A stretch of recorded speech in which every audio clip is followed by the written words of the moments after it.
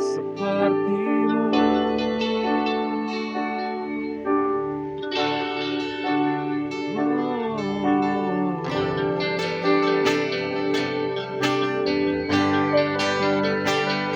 Tiada sepertimu.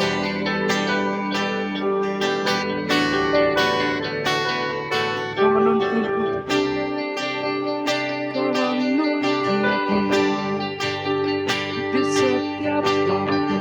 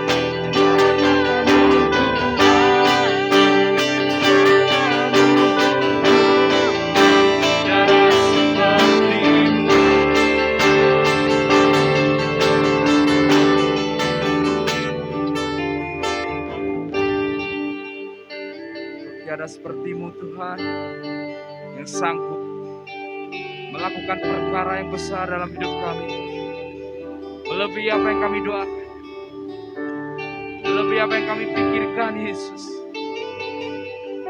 Engkau yang sama-sama bernyanyi bagi Dia.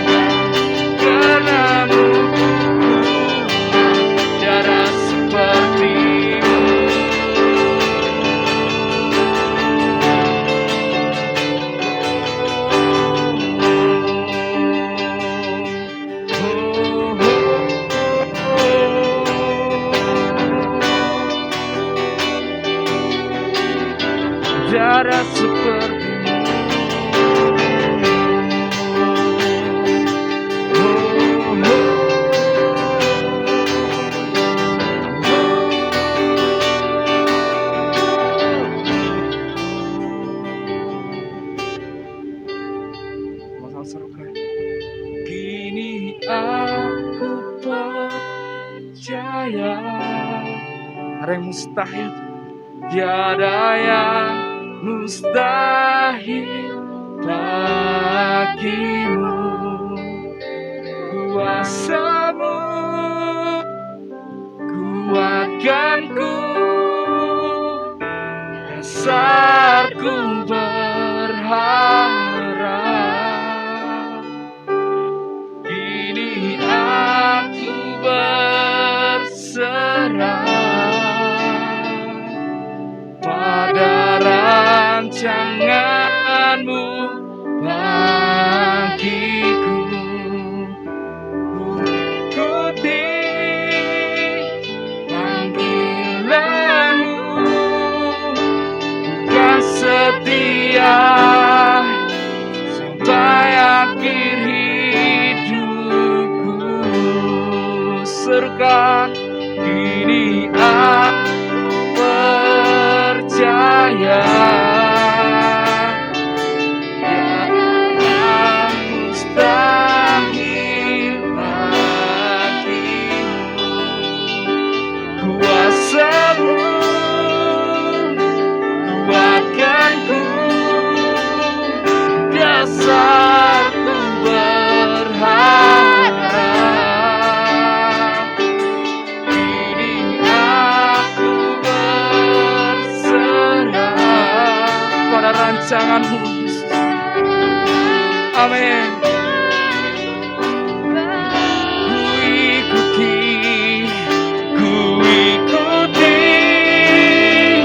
panggilan-Mu, bukan setia sampai akhir hidupku.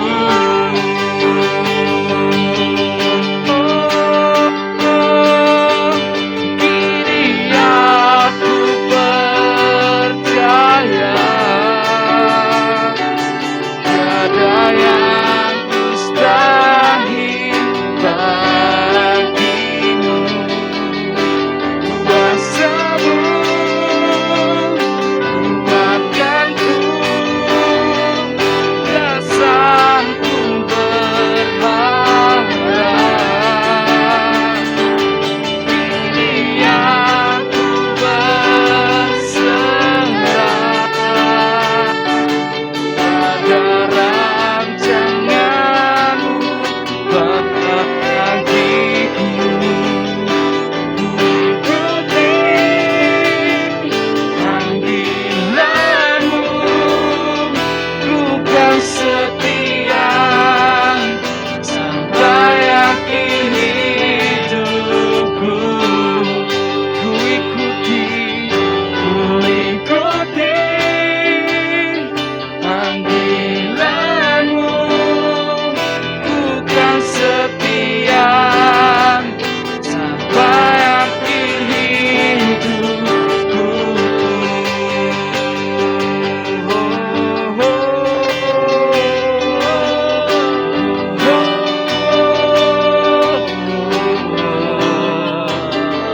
ikuti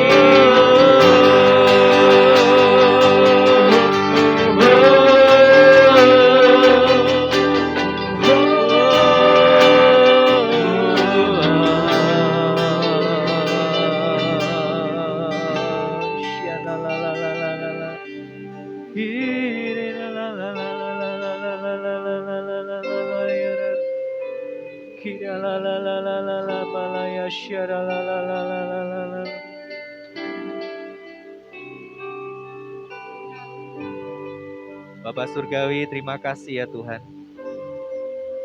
Sore hari ini kami bersyukur kepada Tuhan, karena Tuhan memberikan kami kesempatan untuk kami boleh memuji dan menyembah-Mu di sini. Tuhan, kami percaya firman-Mu berkata, di mana 2-3 orang bersekutu di dalam nama-Mu, Engkau hadir. Engkau ada di tengah-tengah kami ya Tuhan. Engkau memberkati kami, kuatkan yang lemah, hiburkan yang susah, berkati yang berkekurangan. Tuhan, kami serahkan Tuhan Yesus. Saat ini kami akan mendengar firman-Mu. Berbicaralah kepada kami Tuhan, Kau tahu isi hati kami masing-masing, Kau tahu permasalahan kami. Kami percaya firman-Mu akan memberikan kami hikmat pengertian, nasihat, supaya kami boleh menjadi semakin berkenan kepadamu. Kami siap diberkati dengan firman-Mu ya Tuhan. Dalam nama Tuhan Yesus kami berdoa. Amin. Amin. Ya. Puji nama Tuhan, Bapak Ibu saudara dikasihi Tuhan. Selamat pagi, selamat siang, selamat sore dimanapun kita berada. Shalom. Ya. Saat ini saya mau share tentang satu topik firman Tuhan yang saya beri judul Kaya dalam Tuhan. Ya, kalau ditanya apakah Bapak Ibu Saudara dan saya mau menjadi kaya, mau diberkati, maka jawabannya pasti mau. Tapi ketika saya melihat di kitab Yakobus, ya, bacaan kita selama setahun ini dari Yakobus 1 sampai Yakobus 5, kita melihat di sana ada banyak hal yang ironis. Ketika di awal tahun kita mendapatkan satu ayat firman Tuhan, berbahagialah ya orang yang jatuh ke dalam berbagai-bagai pencobaan. Justru kita disuruh bahagia, dan memang kita di saat ini saudara, di masa pandemi ini baru merasakan ya, ternyata kita harus tetap mengucap syukur, ternyata kita harus tetap berbahagia. Sekalipun sepertinya tidak seperti yang kita inginkan sepanjang tahun ini. Tapi saya percaya bahwa Tuhan tetap memelihara kehidupan kita semua. Yang percaya katakan amin. Ya. Kita akan membaca Yakobus pasal 5. Yakobus pasal 5 ayat 1 sampai dengan ayat yang ke-6. Saya akan bacakan untuk Bapak Ibu saudara semuanya. Judul perikopnya adalah peringatan kepada orang kaya. Jadi sekarang, hai kamu orang-orang kaya, menangislah dan merataplah atas sengsara yang akan menimpa kamu. Kekayaanmu sudah busuk, dan pakaianmu telah dimakan ngengat. Emas dan perakmu sudah berkarat, dan karatnya akan menjadi kesaksian terhadap kamu dan akan memakan dagingmu seperti api. Kamu telah mengumpulkan harta pada hari-hari yang sedang berakhir. Sesungguhnya telah terdengar teriakan besar, karena upah yang kamu tahan dari buruh yang telah menuai hasil ladangmu, dan telah sampai ke telinga Tuhan semesta alam, keluhan mereka yang menyabit panenmu. Dalam kemewahan kamu telah hidup dan berfoya-foya di bumi. Kamu telah memuaskan hatimu sama seperti pada hari penyembelihan. Kamu telah menghukum, bahkan membunuh orang yang benar, dan ia tidak dapat melawan kamu. Kalau kita membaca satu perikop ini ayat 1 sampai dengan ayat 6, kita mungkin bertanya-tanya. Ya, seakan-akan di sini Tuhan memperingatkan dan memarahi orang-orang yang kaya. Lalu pertanyaannya, apakah orang kaya itu salah? Nah, ketika kita membaca ayat 1 sampai ayat yang ke-6, tidak semua orang kaya itu salah. Tidak semua orang yang diberkati itu salah. Tapi di sini ditekankan bahwa mereka akan menjadi salah di hadapan Tuhan ketika mereka tidak hidup sesuai dengan prinsip-prinsip kebenaran, prinsip-prinsip kekayaan yang Tuhan beri.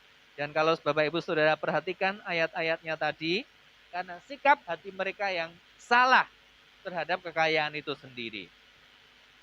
Bapak Ibu, saudara semuanya, ada sebuah film yang rilis tahun lalu, tepatnya 24 Januari 2019. Film ini berjudul tentang orang kaya baru. Orang kaya baru. Nah, zaman ini sekarang saudara kalau saya lihat film, kebanyakan film pesan-pesannya itu disampaikan melalui komedi. Film komedi hari-hari ini lebih laris daripada film yang lain, saudara. Nah, orang kaya baru ini berbicara tentang sebuah keluarga yang terdiri dari bapak, ibu, dan 3 orang anaknya. Mereka hidup sangat sederhana, tapi di tengah kesederhanaan mereka, ternyata mereka hidup bahagia. Hubungan antara suami, istri, orang tua, anak, semua berjalan dengan harmonis. Bahkan di dalam segala keterbatasan mereka, mereka selalu makan bersama di meja makan. Rumahnya penuh dengan canda tawa. Tapi suatu ketika, ayahnya, bapaknya ini meninggal, saudara. Mereka tentunya istri dan anak-anaknya sangat kehilangan. Ternyata beberapa minggu kemudian ada 2 orang datang kepada keluarga yang ditinggalkan ini dengan membawa 1 laptop dan kemudian membuka wasiat. Ternyata selama ayahnya masih hidup, ia telah menuliskan surat wasiat. Sebetulnya mereka bukan orang miskin, karena si ayahnya, si bapak ini adalah orang yang sangat kaya. Hartanya sangat banyak. Tapi mengapa mereka semua harus hidup miskin? Karena ayahnya ini punya prinsip supaya anak-anaknya, keluarganya itu hidup mandiri. Dan tidak salah dalam menerjemahkan tentang kekayaan. Tapi apa boleh dikata, ternyata ketika mereka sudah menikmati kekayaan itu, Bapak Ibu Saudara semuanya, mereka mengalami banyak masalah. Walaupun secara lahiriah mereka bisa membeli segala sesuatu yang mereka inginkan. Yang tadinya hidup sederhana, jadi kemudian bermewah-mewah. Yang tadinya temannya semuanya bisa mengerti kebutuhan mereka, kesulitan-kesulitan mereka. Kini ternyata mereka sikap hatinya menjadi sombong. Jadi kemudian memiliki banyak musuh dalam kehidupan mereka. Ada ketakutan, kekayaannya hilang dan sebagainya. Jadi Bapak Ibu Saudara dikasih Tuhan, di sini filmnya berjudul Orang Kaya Baru. Mendadak kaya, kaget ketika jadi orang kaya, saudara. Sehingga mempunyai sikap hati yang salah. Nah, Bapak Ibu saya ingin lanjutkan. Kita akan belajar 3 hal saat ini. Yang pertama adalah pandangan Alkitab tentang kekayaan. Pandangan Alkitab tentang kekayaan. Yang pertama adalah kekayaan adalah harta yang fana, tetapi harta rohani adalah kekal. Ya, jadi kekayaan berupa material, berupa fisik, materi, itu adalah hal yang fana. Fana itu artinya apa? Tidak kekal, kita tinggal di bumi. Waktu kita mungkin selesai di dunia ini, dipanggil Tuhan, kekayaan itu tidak dibawa pulang ke surga. Kekayaan itu ditinggal di bumi. Nah, Yakobus 5 ayat 2 tadi, itulah sebabnya dikatakan kekayaanmu sudah busuk dan pakaianmu telah dimakan ngengat. Jadi kekayaan itu bisa busuk, kekayaan bisa hilang, kekayaan bisa hancur. Dan pakaian kita juga semahal-mahalnya pakaian, ya itu bisa hancur, bisa dimakan ngengat, saudara. Nah, ini membuktikan bahwa kekayaan itu adalah hal yang fana, yang bisa hancur, yang bisa habis. Kemudian Matius 6 ayat 20 berkata, tetapi kumpulkanlah bagimu harta di surga.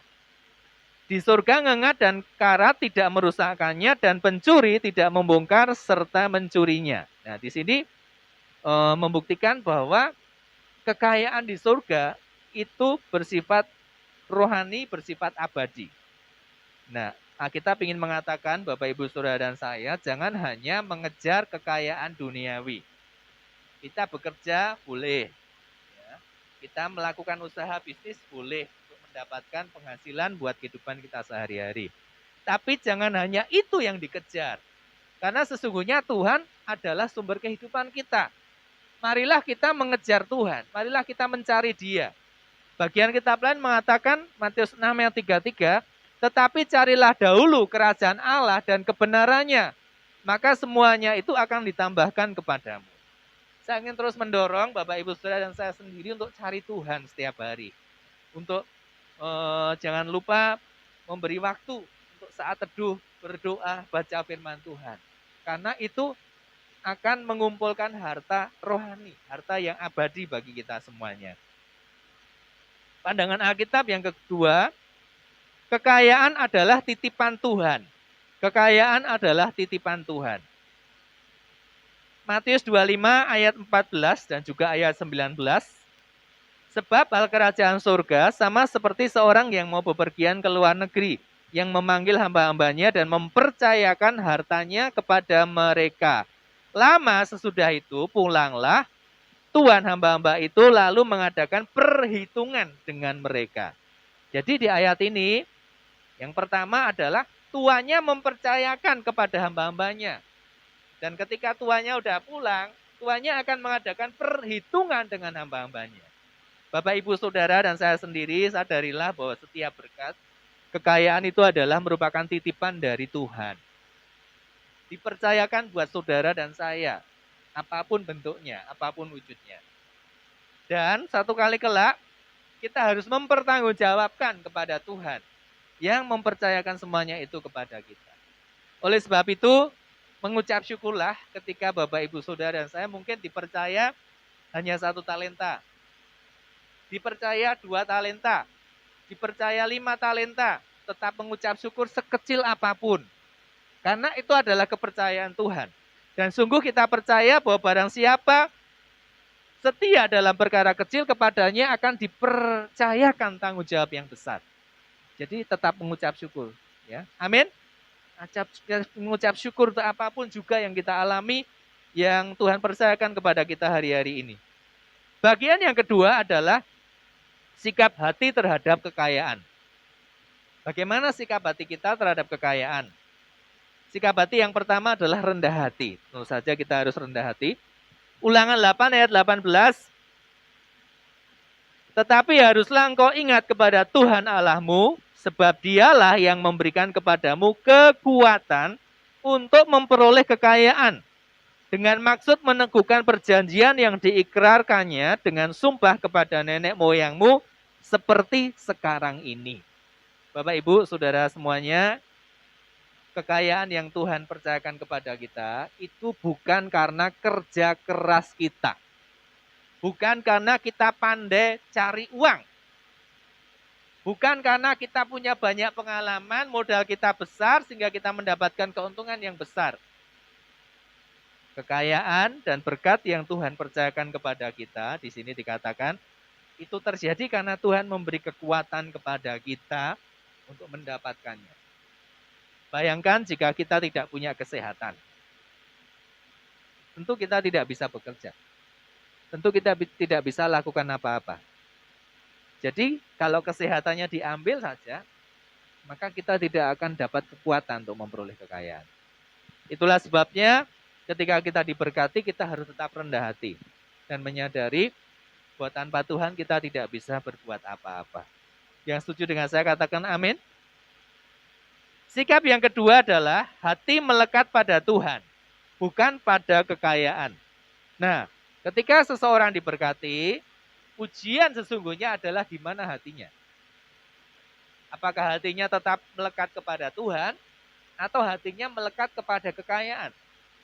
Sehingga Tuhan Yesus memberikan sebuah nasihat.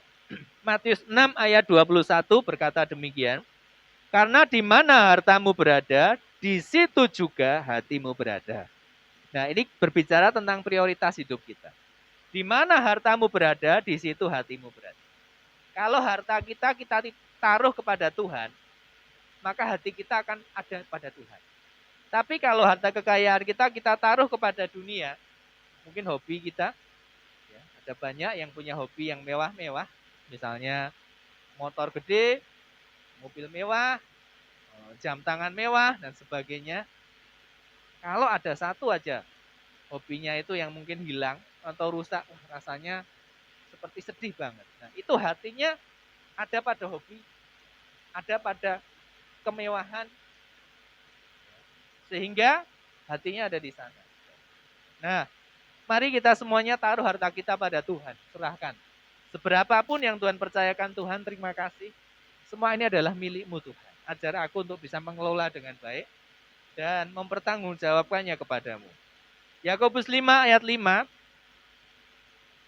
Dalam kemewahan kamu telah hidup dan berfoya-foya di bumi.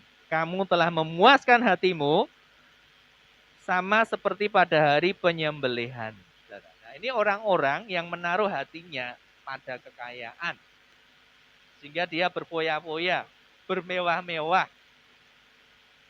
Bukan menaruh hatinya pada Tuhan. Saya ingin mengingatkan kita semuanya, berapapun yang Tuhan percayakan, ingat, hati kita harus tetap melekat kepada Tuhan, bukan pada harta atau kekayaan. Sekali lagi yang setuju dengan saya katakan amin. Ya. Yang terakhir, Bapak Ibu saya dikasih Tuhan, 3 adalah aspek kekayaan. Nah, kalau kita mendengar kekayaan, mungkin apa yang ada di benak kita tentang kekayaan? Mungkin saudara berpikir tentang uang, saudara berpikir tentang properti, rumah, aset, tanah, dan sebagainya.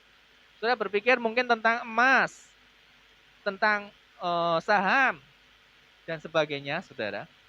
Tapi kita coba akan lihat. Yang dimaksud kekayaan ternyata bukan hanya hal-hal itu. Ya.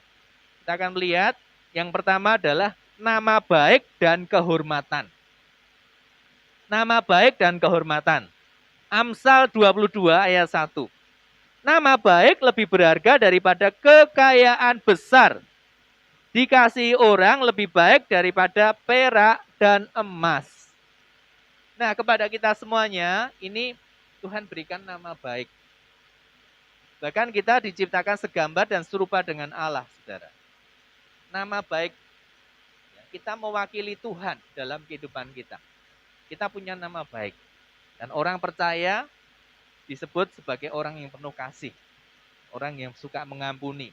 Orang yang suka memberkati. Pesannya adalah, jangan rusak nama baik kita dengan segala sesuatu. Hal yang berdosa. Yang membuat kita dikenal sebagai orang yang tidak baik. Orang yang melakukan kejahatan. Orang yang berdosa. Jauh dari hadapan Tuhan. Dan juga kehormatan itu adalah sebuah kepercayaan.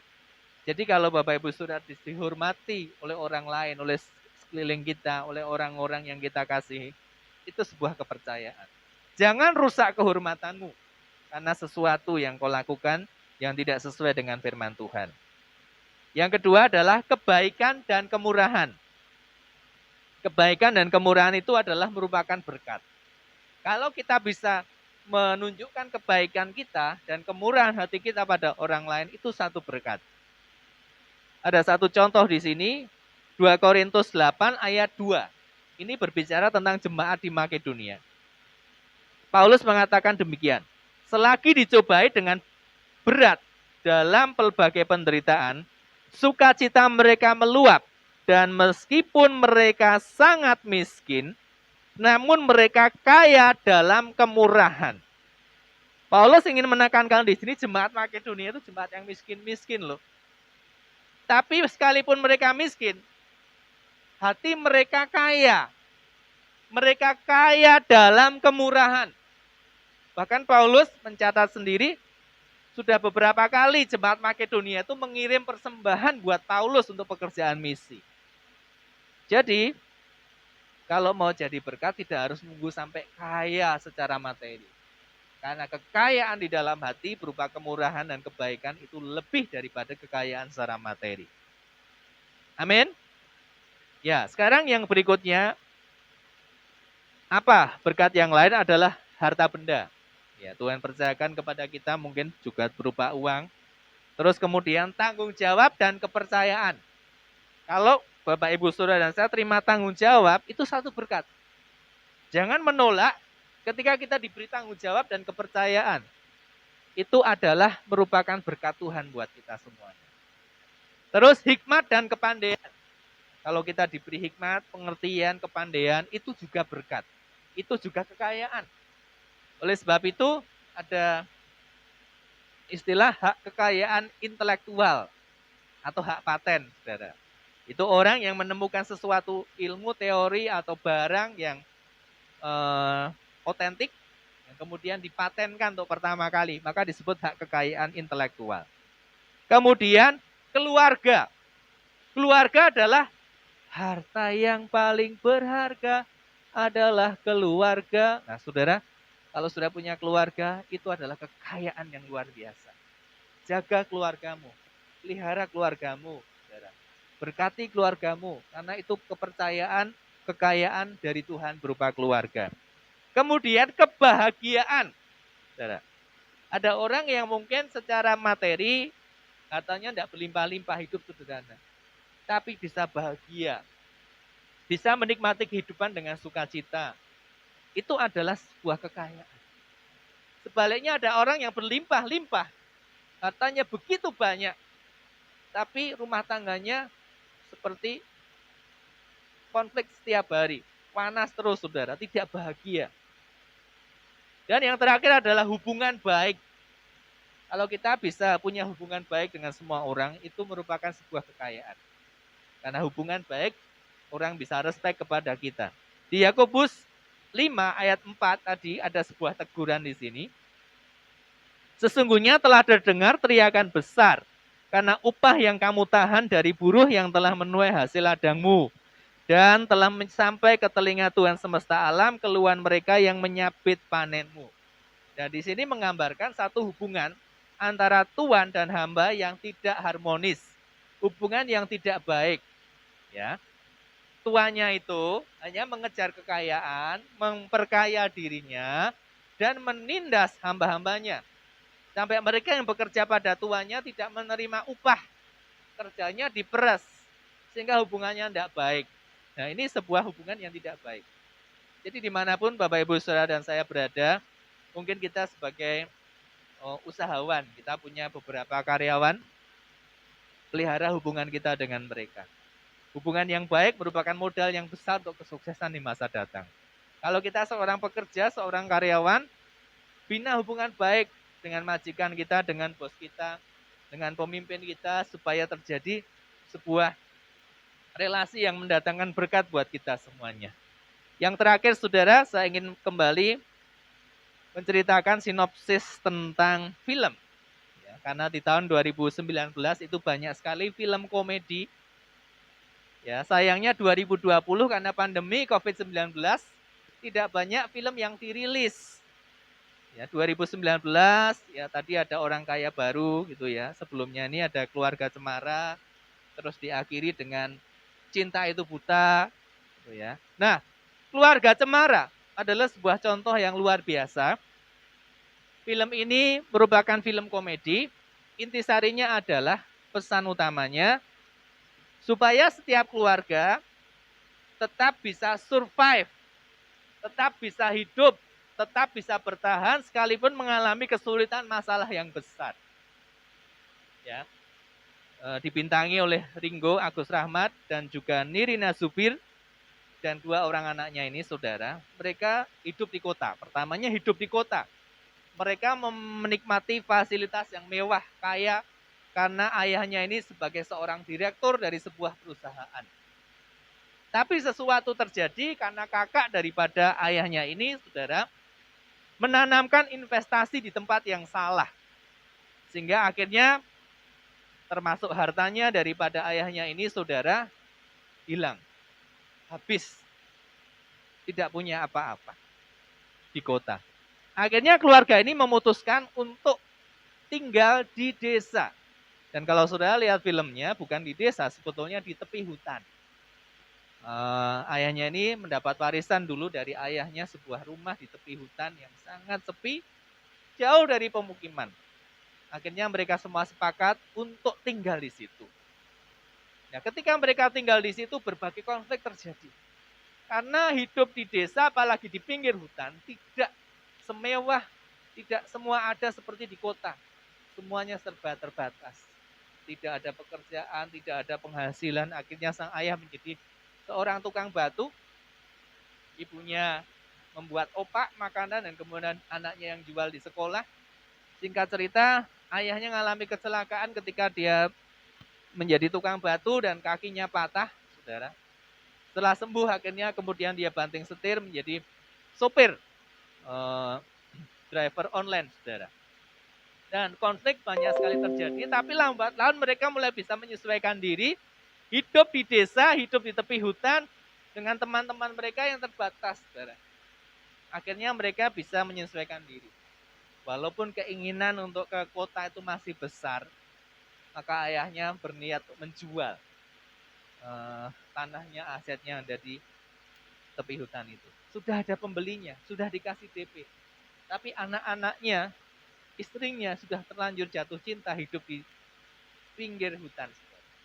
Akhirnya dalam cerita tersebut bisa dinego dan si calon pembeli mengembalikan semua sertifikat tanah, semuanya tidak jadi dibeli.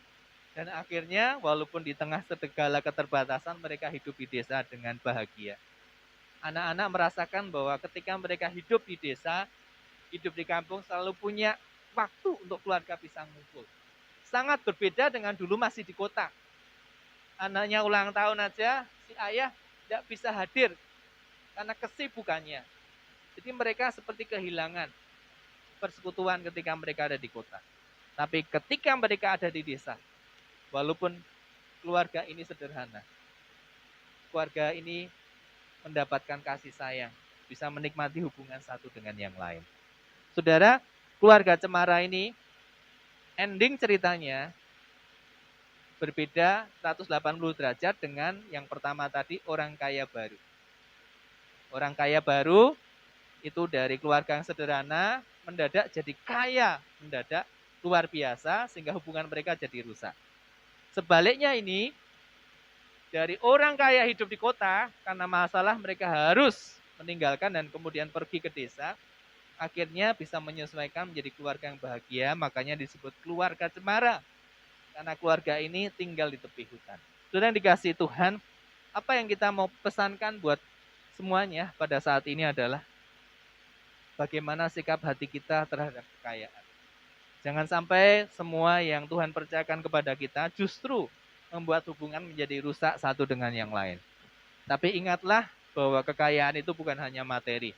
Tadi saya sudah sampaikan kepada saudara, kekayaan itu berupa nama baik, kehormatan, berupa kebaikan, kemurahan, harta benda, tanggung jawab, kepercayaan, hikmat, kepandaian, keluarga, kebahagiaan, dan hubungan baik.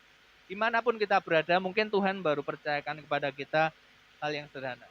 Jangan mengeluh, jangan putus asa, karena kita setia dalam perkara kecil, Tuhan akan percayakan kepada saudara dan saya tanggung jawab berkat yang lebih besar. Jadi hari-hari ini kalau ada di antara kita mungkin merasa, aduh Tuhan, pergumulanku begitu berat. Apalagi saat pandemi COVID-19 ini aku kehilangan pekerjaan, pendapatanku berkurang dan sebagainya. Tetap mengucap syukur. Karena berbahagialah orang yang bertahan dalam pencobaan, dalam berbagai masalah dalam kehidupan. Tuhan pasti akan tolong. Dan Tuhan akan menyertai kita semua. Dia Allah Immanuel, kiranya Dia menguatkan kita dalam segala sesuatu, sehingga kita tetap bisa mengucap syukur dan tampil menjadi seorang pemenang. Haleluya, Tuhan memberkati.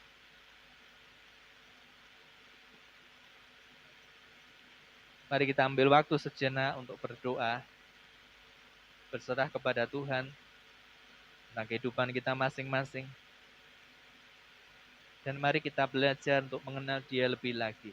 Karena mengenal Tuhan adalah harta yang abadi. Harta yang lain, harta duniawi kita akan tinggal di dunia. Tapi pengenalan akan Tuhan akan kita bawa selama-lamanya. Bahkan sesudah kita dipanggil pulang oleh Tuhan. Makasih Tuhan.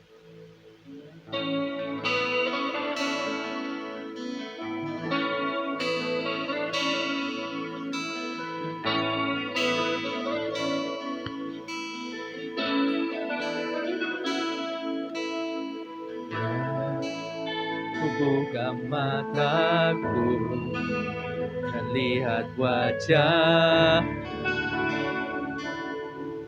ku terkagum bila ku lihat hidupku dan karya tanganmu. Ku terkanjung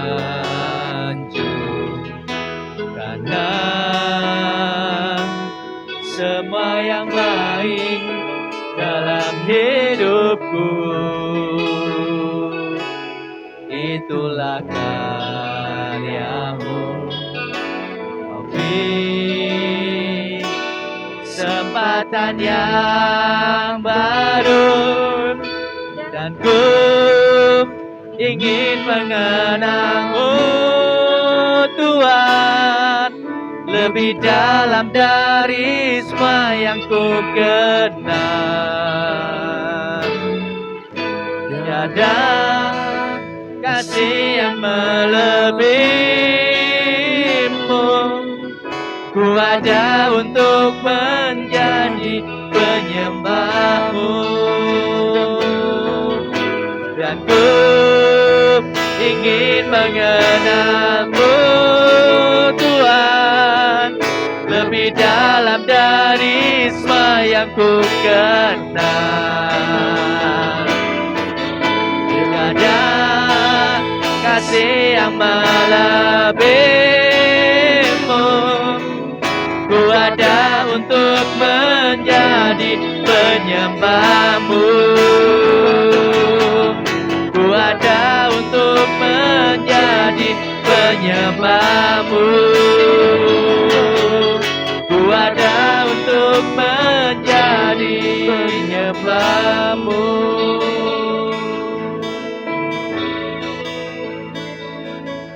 Tuhan, terima kasih untuk firman-Mu ya Tuhan. Kami percaya firman-Mu berbicara kepada kami, supaya setiap kami memiliki sikap hati yang benar tentang kekayaan. Tuhan, terima kasih untuk semua yang Tuhan percayakan kepada kami. Seberapapun yang Tuhan percayakan kepada kami, kami tetap mengucap syukur. Karena besar kecilnya kekayaan tidak mempengaruhi sukacita kami, tidak mempengaruhi hubungan kami dengan Tuhan. Kami percaya justru kekayaan yang sejati adalah harta rohani ya Tuhan, di mana kami boleh menjadi umat-Mu dan Engkau menjadi Tuhan kami yang selalu beserta dengan kami, yang menguatkan dan menghibur kami, memberikan kami kemenangan dan menjawab segala kebutuhan kami. Tuhan, hamba berdoa untuk seluruh jemaat-Mu apapun yang jadi pergumulan mereka. Kami percaya bahwa berkat pemeliharaan Tuhan tetap menyertai mereka, supaya mereka tetap bersyukur dan bersukacita di atas segala sesuatu. Terima kasih Tuhan Yesus, terpujilah nama-Mu, kami mengucap syukur. Dalam nama Tuhan Yesus kami berdoa. Amin. Haleluya. Bapak Ibu saudara dikasih Tuhan, kita akan memberikan persembahan kita kepada Tuhan. Mari kita persiapkan, masukkan di amplop-amplop yang telah tersedia, baik kita yang ibadah di onsite ini maupun ibadah online. Silahkan kita persiapkan persembahan kita masing-masing dan kita akan berdoa menyerahkan di dalam tangan Tuhan. Mari kita berdoa. Bapa Surgawi, kami mengucap syukur ya Tuhan, jika kami diberi waktu untuk memberi persembahan. Kami tahu ini adalah kasih karunia. Karena siapakah kami ini ya Tuhan, dengan segala keterbatasan kami, tapi kami diberi kesempatan untuk mempersembahkan kepada Tuhan yang mempunyai segala kekayaan di dunia ini Tuhan. Oleh sebab itu kami mau gunakan hak istimewa ini. Kami mengucap syukur, menyerahkan semua persembahan syukur kami, persepuluhan maupun juga persembahan untuk rumah Tuhan. Kami percaya Tuhan, Engkau akan terus memberkati kami anak-anak-Mu di masa-masa apapun ya Tuhan, supaya kami tetap dipelihara oleh Tuhan, dan berkat Tuhan menyertai di setiap keluarga, di setiap usaha pekerjaan, di setiap studi daripada anak-anak Tuhan. Terima kasih Tuhan, kami serahkan semua persembahan kami dalam nama Tuhan Yesus. Bapak Ibu sekalian, saudara-saudara semuanya, mari kita angkat tangan kita pada Tuhan. Semuanya kita angkat tangan kita tinggi-tinggi pada Tuhan. Dan mari kita imani, terima berkatnya di setiap kehidupan kita. Firman Tuhan berkata, Tuhan Allah memberkati engkau dan melindungi engkau. Tuhan Allah menyinari engkau dengan wajahnya dan memberi engkau kasih karunia. Tuhan Allah menghadapkan wajahnya kepadamu dan memberi engkau damai sejahtera. Jika engkau mendengarkan suara Tuhan Allahmu dan melakukan dengan setia segala perintahnya disampaikannya kepadamu pada hari ini, maka Tuhan Allahmu akan mengangkat engkau di atas segala bangsa di bumi. Diberkatilah engkau pada waktu masuk dan diberkatilah engkau pada waktu keluar. Tuhan akan mengalahkan segala musuh-musuhmu dan menjadikan engkau lebih daripada pemenang. Tuhan memberkati lumbung-lumbungmu. Tuhan memberkati segala usaha dan pekerjaanmu. Tuhan memberkati studi dan juga masa depanmu. Tuhan Allah akan jadikan engkau menjadi kepala dan bukan jadi ekor.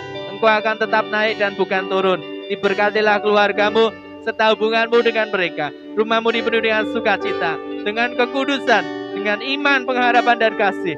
Dan kuasa Roh Kudus menyertai engkau dari sekarang sampai selama-lamanya. Di dalam berkat nama Tuhan Yesus, semua yang percaya berkata, amin.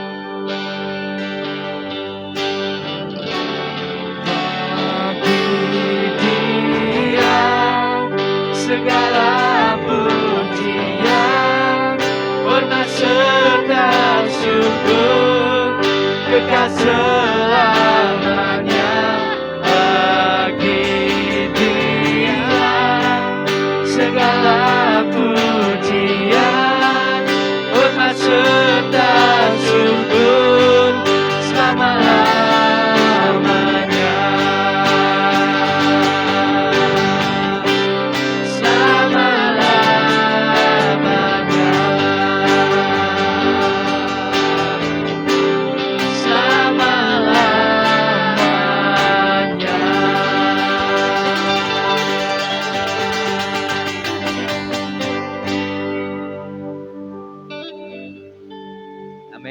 memberkati.